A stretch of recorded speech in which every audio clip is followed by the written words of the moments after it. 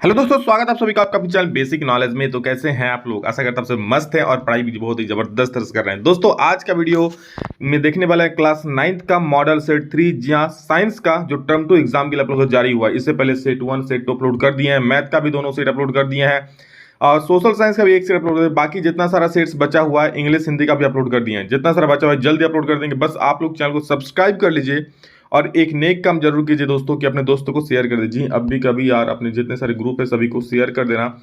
Share देखिए, share के उसको भी सीखने को मिलेगा और आपको भी लाभ होगा और डायरेक्टली इनडायरेक्टली आपको फायदा होगा, क्योंकि किसी का अगर आप भला करोगे तो आपका जरूर भला होगा।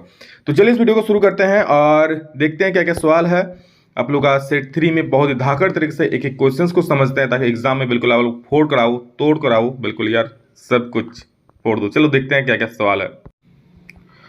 तो दोस्तों सबसे पहला सवाल है कि एक वाट को परिभाषित कीजिए, हॉर्स पावर और वाट के बीच संबंध बताइए। देखिए मैंने एक का जवाब दिया है और एक का जवाब आसान है, आप लोगों को कमेंट में बोलना। देखो क्या एक वाट शक्ति मतलब क्या? शक्ति पावर मतलब वर्क बाय टाइम, ये होता है शक्ति मतलब पर सेकंड में कितना काम हो रहा है। आप ऐसे समझो ना, मान लो आप लोग दोस्त लोग सब मिलकर बैर उठाने गए, बैर छोड़ो अभी आम का मौसम है, आम उठाने गए, बहुत सारा आम गिरा हुआ है, ठीक है। अब एक सेकंड में कितना आम, मान लीजिए आप 4 दोस्त हैं तो आप एक सेकंड में 15 आम उठा लिए, ठीक है। हालांकि एक सेकंड में उठा नहीं पाओगे, चलो मैं एक सेकंड में आप 4 आम उठा लिए, ठीक है। एक सेकंड में आप 4 आम उठा लिए, आपके दोस्त उतना नहीं उठा पाए। मतलब एक सेकंड में आप सबसे ज्यादा आम उठाए, कोई 1 आम उठाया, कोई 2 आम उठाया, ठीक है। लेकिन आप सबसे ज्यादा इतना फास्ट काम किए कि एक सेकंड में 4 आम उठा लिए। मतलब क्या, एक सेकंड में आप सबसे ज्यादा काम किए किए ना। मतलब आपका शक्ति क्या है? ज्यादा है। आपका पावर क्या है? आपके दोस्तों से ज्यादा है। तो यही तो होता है शक्ति।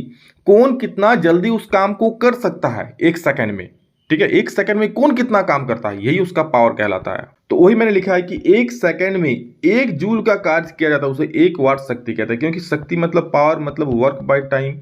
तो ये वैल्यू 1 कब होगा? जब ये भी 1 होगा और ये भी 1 होगा। तो एक सेकंड में जब 1 जूल का कार्य होता है तो उसे हम कहते हैं 1 वाट शक्ति।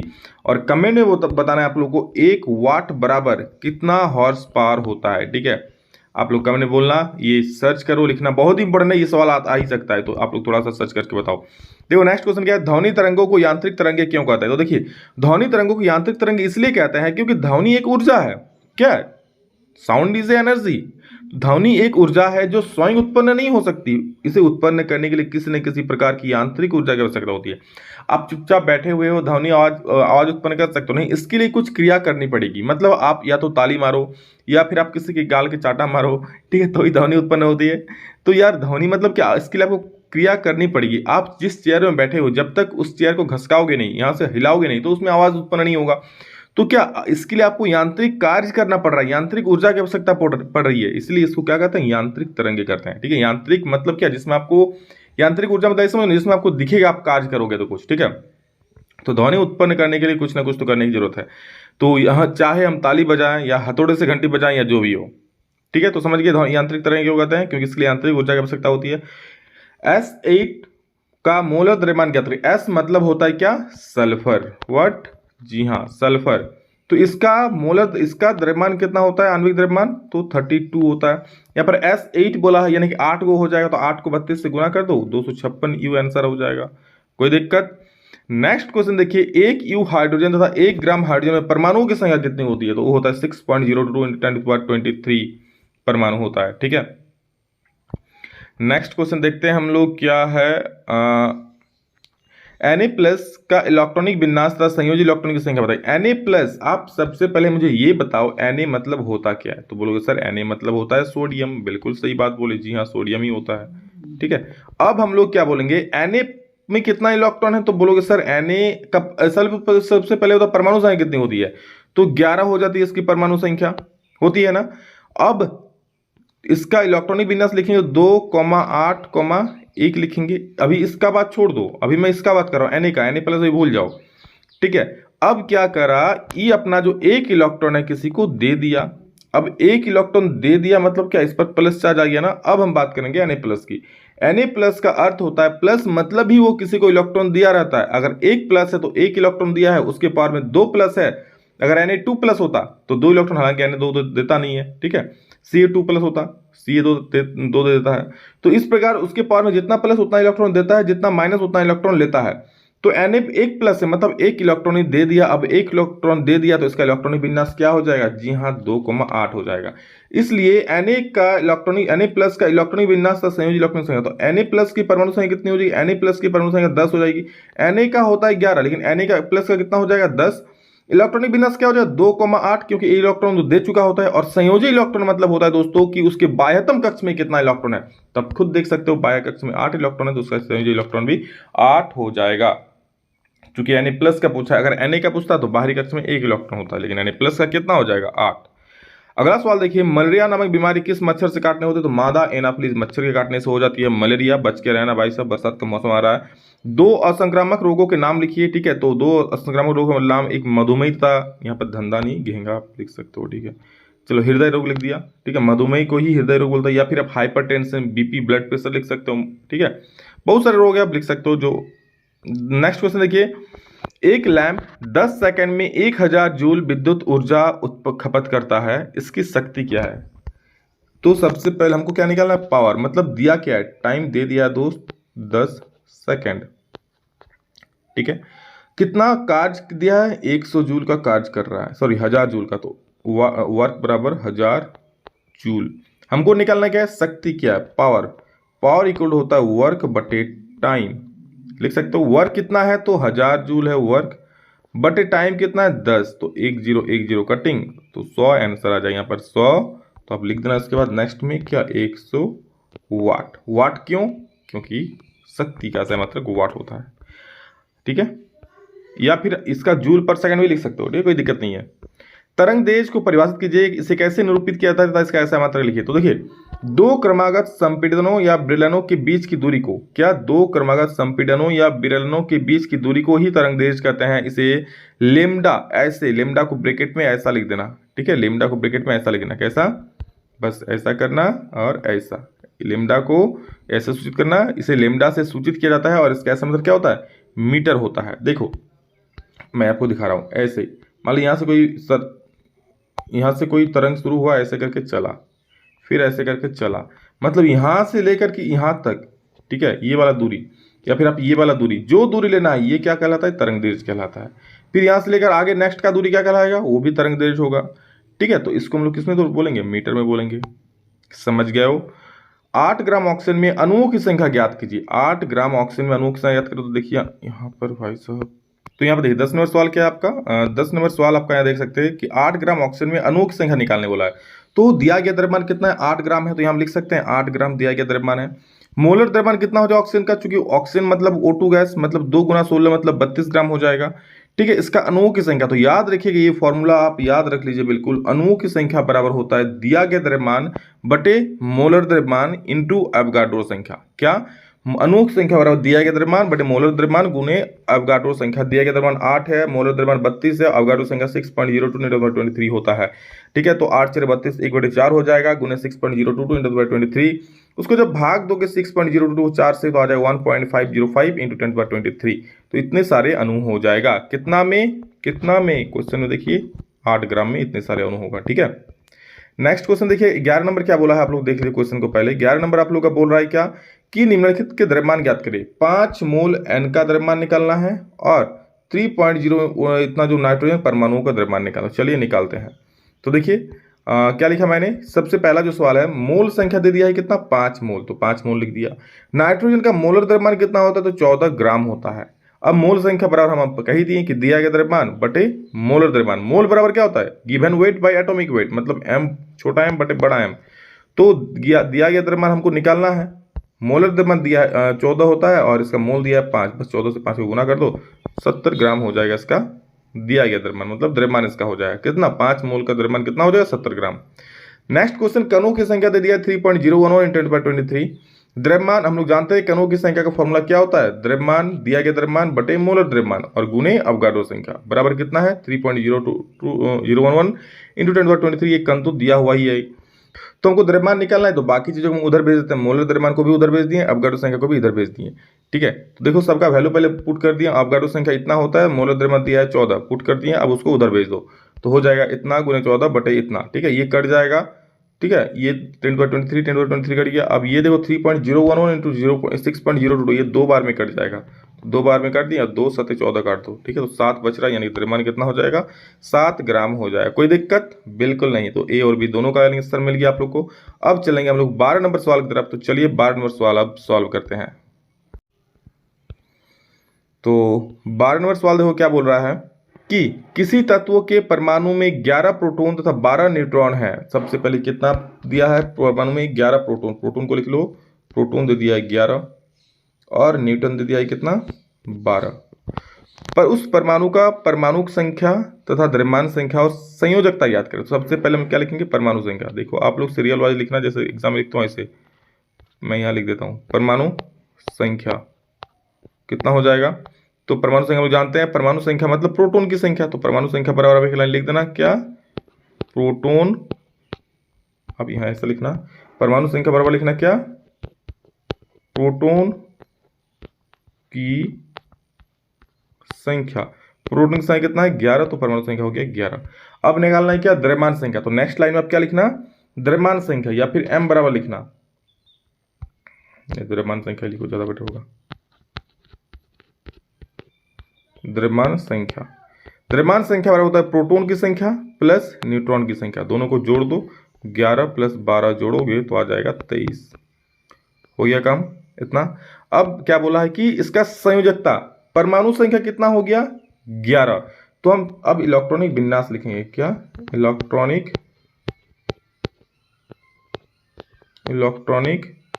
विन्यास, ठीक है, बराबर क्या करेंगे, 2,8 10 और 11 हो गया, सॉरी 2,8, 1 हो गया इलेक्ट्रॉन विन्यास। अब संयोजी इलेक्ट्रॉन कितना, तो इसका संयोजकता ज्ञात करें। संयोजकता मतलब क्या होता है, जो इसका बाहरी कक्ष में होता है, या फिर आप ऐसे कह सकते हो ना कि संयोजकता मतलब जितना इलेक्ट्रॉन वो किसी से लेता है अपना अष्टक पूरा करने के लिए, या फिर किसी को जितना दे देता है। तो अपना इलेक्ट्रॉन 1 है, 1 दे देगा, इसका संयोजकता 1 हो जाएगा। देखिए मैंने अलग अलग लाइन्स में बताया, पेजेस में बताया, लेकिन आप लोग एक साथ सीरियल वाइज इसको लिख लेना, ठीक है। ओजोन परत क्या है, इसके पर इस परत के छिद्र होने के क्या कारण। तो देखिए ओजोन परत एक ऐसी परत है जो सूर्य से आने वाली हानिकारक पराबैंगनी किरणों से हमारी रक्षा करती है। सूर्य से जो भी हानिकारक पराबैंगनी किरण, खतरनाक किरणें आती है, उससे हमारी रक्षा करती है, ये एक परत है। और इसके परत के छिद्र होने में के पीछे कुछ हानिकारक गैसें जैसे chlorofluorocarbon, carbon monoxide, carbon tetrachloride तथा अन्य हानिकारक गैसें भी हैं, ठीक है। नेक्स्ट क्वेश्चन, अच्छे स्वास्थ्य की आवश्यक स्थितियां बताएं। अच्छा स्वास्थ्य किसको बोलेंगे, तो देखिए अच्छा स्वास्थ्य मतलब वह रोग मुक्त होना चाहिए, उसे कोई रोग नहीं होना चाहिए, वह हर प्रकार की चिंता से मुक्त हो। अब आप में चिंता है यार, तो उसे इससे आप रोगी हो, ठीक हो, तो रोगी से ही बड़ा है। वह सामाजिक तथा मानसिक परेशानियों से मुक्त हो, और उसे किसी प्रकार की सामाजिक और मानसिक परेशानी नहीं होनी चाहिए, तो वो रोग मुक्त है।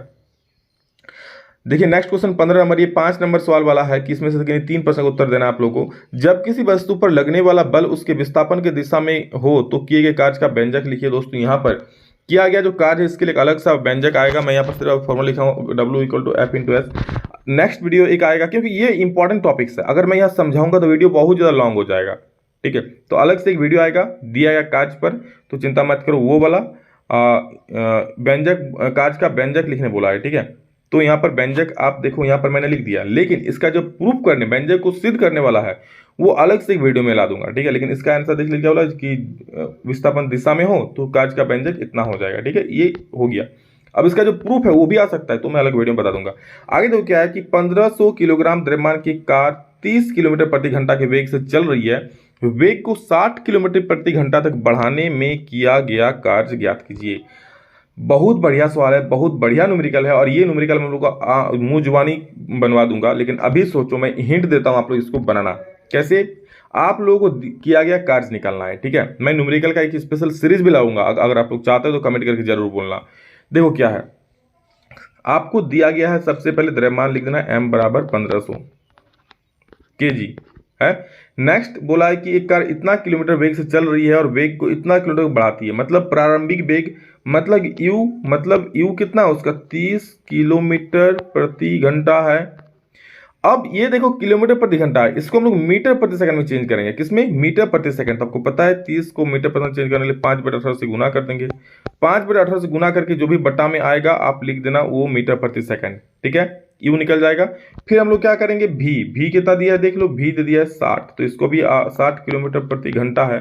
इसको भी जब आप मीटर में चेंज करोगे मीटर पर सेकंड में, तो 60 को 5/18 से गुना कर देना, काट कूट के ये भी मीटर पर सेकंड में आ जाएगा। लेकिन हाँ याद रखना बटा में ही रखना, ठीक है, कैलकुलेट करने में आसानी होगा। अब बात रही कार्य निकालने का, तो कार्य बराबर आप ऐसा करना, कार्य बराबर होगा दोस्तों, यहाँ पर देखिए चल रही है मतलब उसमें कौन सा ऊर्जा है, गतिज ऊर्जा है, ठीक है। तो कार्य बराबर गतिज ऊर्जा में बदलाव, मतलब हाफ एम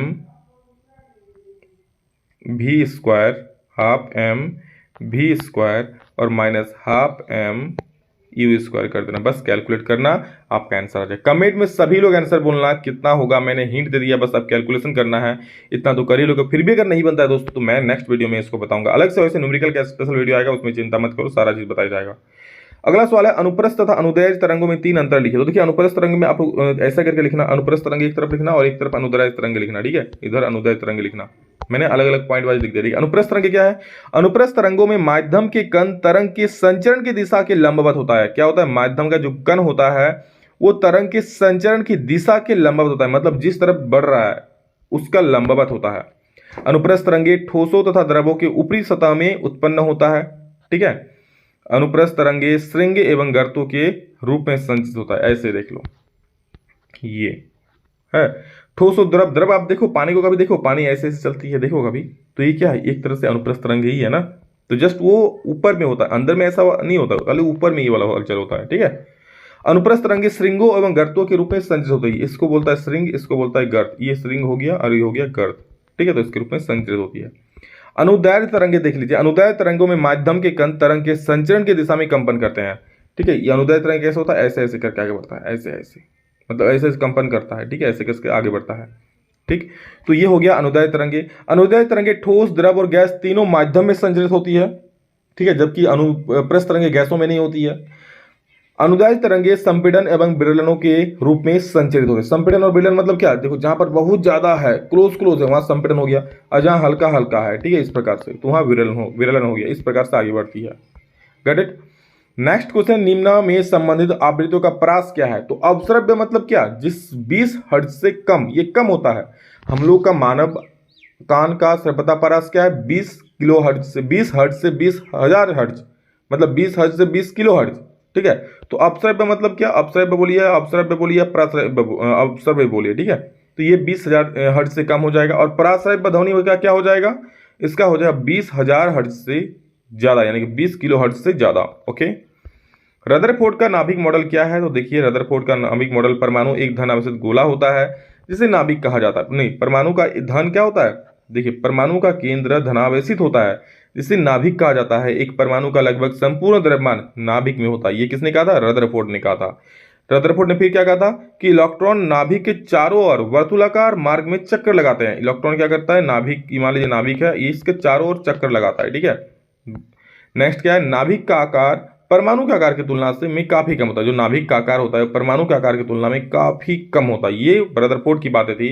नेक्स्ट क्वेश्चन बोला कि रदरफोर्ड के परमाणु मॉडल में क्या कमियां थी, नील्स बोर उन कमियों को दूर करने के लिए क्या नया मॉडल बनाया। तो देखिए रदरफोर्ड परमाणु मॉडल के अनुसार इलेक्ट्रॉन परमाणु के नाभिक के चारों ओर चक्कर लगाता है, जैसे ग्रह सूर्य के चारों ओर, मान लीजिए ये नाभिक है, अब इलेक्ट्रॉन क्या ये चारों ओर चक्कर लगा रहा है, ठीक है, चारों ओर चक्कर लगा रहा है, ऐसे करके चक्कर लगा रहा है। अब बताइए कोई भी चीज जब चक्कर लगाए चारों तरफ तो उसमें एनर्जी डाउन होगा ही, ऊर्जा विमुक्त होगा ना, ऊर्जा निकल जाएगा, तो धीरे धीरे क्या हो जाएगा, ये स्लो हो जाएगा और लास्ट में नाभिक में जाके गिर जाएगा, जो कि बहुत बड़ा दिक्कत वाला बात हो जाएगा। तो वही चीज यहाँ पर क्या देखिए क्या है कि चक्कर लगाते हैं, परंतु इलेक्ट्रॉन वृत्त कक्षा में घूमते हुए अस्थायी नहीं बने रहेंगे, क्योंकि परिक्रमा के दौरान विकिरण के रूप में क्या ऊर्जा मुक्त करेंगे, ऊर्जा लॉस करेगा और वे नाभिक में खींच चले जाएंगे। जब ऊर्जा मुक्त होगा तो क्या धीरे धीरे नाभिक को चल जाएंगे, अभी मैंने दिखाया, और नाभिक से क्या कर जाए, टकरा जाएंगे, और ऐसी स्थिति में परमाणु अत्यधिक अस्थिर हो जाएगा, ठीक है, ब्लास्ट हो जाएगा और नष्ट हो जाएगा। लेकिन परमाणु तो क्या, परमाणु उदासीन हो, मतलब परमाणु क्या बिल्कुल स्थिर रहता है ना, तो वो चीज है, मतलब क्या धीरे धीरे वो नाभिक में गिर जाता है, लेकिन ऐसा तो होता नहीं है ना। तो इसलिए ये क्या, ये उसका फॉल्स था, ये उसकी सीमित सीमाएं थी, मतलब गलत था। नील्स बोर ने क्या दिया, वो देखिए इलेक्ट्रॉन केवल कुछ ही निश्चित कक्षा में ही चक्कर लगाते हैं। उसने क्या कहा कि नाभिक है, ठीक है, अलग अलग कक्षाएं होती है, जैसे के हो गया, एल हो गया, और इसी निश्चित कक्षा में ही ये चक्कर लगाता है, और जब चक्कर लगाता है तो ऊर्जा लॉस नहीं करता है। क्या, जब इलेक्ट्रॉन किसी निश्चित कक्षा में चक्कर लगाता है तो उनकी ऊर्जा का विकिरण नहीं होता, मतलब ऊर्जा नहीं निकलता है। तो बस हो गया काम खत्म। आगे देखो 18 नंबर, संक्रामक रोगों के फैलने से रोकने के लिए विद्यालय में कौन कौन सी सावधानी आवश्यक है। तो देखिए निम्नलिखित सावधानी आवश्यक है। खांसते हो, छींकते समय, ठीकते नहीं छींकते होगा, रुमाल का उपयोग करके, विद्यालय परिसर को स्वच्छ रख के, स्वच्छ पानी का उपलब्ध करवा, स्वच्छ जल पीने जल का उपलब्ध करवाकर, वैक्सीन या टीका लगाकर, टॉयलेट को साफ सुथरा। आप खुद भी अपने दिमाग से लिख सकते हो, कोई दिक्कत वाली बात नहीं है। नाइट्रोजन चक्र आरेख चित्र बनाते हुए व्याख्या करें। मैंने आप लोगों को, मैं अभी चित्र भी दिखाऊंगा आप लोगों को, ठीक है। अभी बस ये वाला देख लीजिए क्या है। देखिए वायुमंडल में नाइट्रोजन 78% होता है, सबको पता है। वायुमंडल ही नाइट्रोजन का मुख्य स्रोत है, क्योंकि 78% जब वायुमंडल में होगा तो और कहाँ स्रोत होगा, यही तो मेन स्रोत है। लेकिन जीव वायुमंडल के इस नाइट्रोजन को सीधे ग्रहण नहीं कर सकता। आप ऐसा कर सकते हो, चलो मुंह खोला और नाइट्रोजन आपके मुंह के अंदर चला गया है, ऐसा तो होता नहीं है ना, ऐसा नहीं होता है। नाइट्रोजन को आप सीधे ग्रहण नहीं कर सकते, तो कैसे खाते हैं सर, हम नाइट्रोजन कैसे मिलता है। तो देखो केवल कुछ जीवाणु, जल व भूमि में रहने वाले नील हरे शैवाल तथा नाइट्रोजन स्थिरीकरण करने वाले जीव जैसे राइबोजियम होता है, ठीक है, नाइट्रोजन का सीधा उपयोग कर सकते हैं। कुछ पेड़ पौधे के जड़ों में दोस्तों कुछ होता है इस प्रकार से, ठीक है, उसमें जीवाणु होता है राइबोजियम नाम का, वो क्या करता है, वातावरण से नाइट्रोजन को लेता है। नाइट्रोजन का स्थिरीकरण मतलब नाइट्रोजन को स्थिर करना, वायुमंडल से इधर उधर घूम रहा है, वहां से लेकर के नाइट्रोजन को अपनी जगह पर रखना, ठीक है। तो इस प्रकार कुछ विशेष पेड़ पौधे ही होते हैं जो इस कार्य को कर सकते हैं, सभी नहीं कर सकते हैं। पौधे नाइट्रेट आयन यानी कि NO3 को एमिनो समूह में बदलते हैं, जिससे पौधे जमीन से ग्रहण करते हैं। पौधे से नाइट्रोजन शाकाहारी प्राणियों और उनमें मांसाहारी प्राणियों के शरीर में पहुंचते हैं। और पौधे को क्या, जब कोई हम लोग खाते हैं साग सब्जी, जानवर खा लेते हैं, तो उनमें से नाइट्रोजन पौधों के द्वारा उसमें चल जाते हैं। जल एवं भूमि में उपस्थित नाइट्रेट भी नाइट्रोजन का मुख्य स्रोत, जल और भूमि में भी कुछ भाग नाइट्रेट का उपस्थित होता है नाइट्रोजन, तो भी नाइट्रोजन का स्रोत है। पौधे नाइट्रेट का अवशोषण करके उन्हें एमिनो अम्ल तथा प्रोटीन में बदलते हैं। पौधे जो क्या कर रहे हैं, जो नाइट्रोजन का अवशोषण करते हैं नाइट्रेट का, उसको एमिनो अम्ल में बदलकर प्रोटीन में बदल देते हैं। इसलिए तो बोलता है ना कि इस साग से जो प्रोटीन है इसको खाओ, क्यों, वो नाइट्रोजन को कन्वर्ट करके प्रोटीन बना लेता है, जिन्हें प्राणी ग्रहण कहते हैं। और मृत पेड़ पौधे व जंतुओं के शरीर में स्थिर नाइट्रोजनी कार्बोनिक पदार्थ तथा उत्सर्जित पदार्थों पर जीवाणु क्रिया करके उन्हें पुनः नाइट्रेट में बदल देते हैं, जिन्हें पौधे पुनः ग्रहण करते हैं। यह चक्र पुनः चलता रहता है, ठीक है। इसका और भी डिटेल वीडियो मैं लाऊंगा फिगर के साथ, और फिगर अभी देख लीजिए आप लोग क्या है फिगर, ठीक है। और ये आप लोग का यहाँ पर समाप्त होता है। चलिए मैं फिगर दिखाता हूँ, चलिए फिगर क्या है वो देख लीजिए। तो ये दोस्तों आप लोगों का फिगर कुछ इस प्रकार से आप लोग देख लो, मैं थोड़ा सा आप लोग समझा दूं तो ये वायुमंडल में उपस्थित नाइट्रोजन है, ठीक है। वायुमंडल उपस्थित क्या नाइट्रोजन क्या था, वायुमंडल नाइट्रोजन का जीवाणु एवं नील हरित शैवाल उसको ग्रहण करता है, और जीवाणु तथा इस जीवाणु द्वारा नाइट्रोजन को स्थिर किया जाता है और नाइट्रोजन यौगिकों में बदल दिया जाता है। उसके बाद ये जो नाइट्रोजन क्या है, मिट्टी में उपस्थित नाइट्रोजन के यौगिक बन जाते हैं और वो पेड़ पौधे में चले जाते हैं, फिर हम लोग उसको खाते हैं। देखिए उसके क्या होता है, पेड़ पौधों द्वारा अवशोषण कर लिया जाता है, जमीन में नाइट्रोजन है उसको जंतुओं द्वारा पौधों को खाना मिलता है, तो जंतुओं द्वारा पौधों को खाना, फिर उस जो पौधे होते हैं जंतु हम खा लेते हैं, हम लोग भी खाते हैं पेड़ पौधे को। उत्सर्जन एवं जीवों की मृत्यु द्वारा उत्पन्न नाइट्रोजन का अपशिष्टीकरण, फिर जिसे हम लोग खा लेते हैं, फिर जो मल मूत्र त्यागता है जीव जंतु, फिर उसके द्वारा फिर से नाइट्रोजन जमीन में पहुंच जाता है, जमीन से प्राप्त किए जमीन में पहुंचा दी। तो इसी प्रकार से ये पूरा साइकिल है, चार्ट है। मैं इसको और एक स्पेशल वीडियो में बताऊंगा, चिंता मत करो, क्योंकि ये काफ़ी इंपॉर्टेंट सवाल है आप लोग का, तो इसको छोड़ूंगा नहीं ऐसे ही। तो बस आप लोग चैनल को सब्सक्राइब कर लीजिए और जितना सॉल्यूशन दिया उसको अच्छे से देख लीजिए, जितना दिया उसको नोट्स में उतार लीजिए और अच्छे से पढ़ाई कीजिए। एग्जाम बहुत बढ़िया जाएगा, बस आप लोग मेहनत करते रहिए, हर एक प्रकार से वीडियो मिलेगा। चैनल को सब्सक्राइब करके रख लीजिए और यार अपने दोस्तों को शेयर करना नहीं भूले, और हाँ एक लाइक और प्यारा सा कमेंट यार जरूर करना चाहिए। Love you all, thank you all of you. अभी के लिए इतना ही, नेक्स्ट वीडियो में जल्दी, तब तक जय हिंद, वंदे मातरम।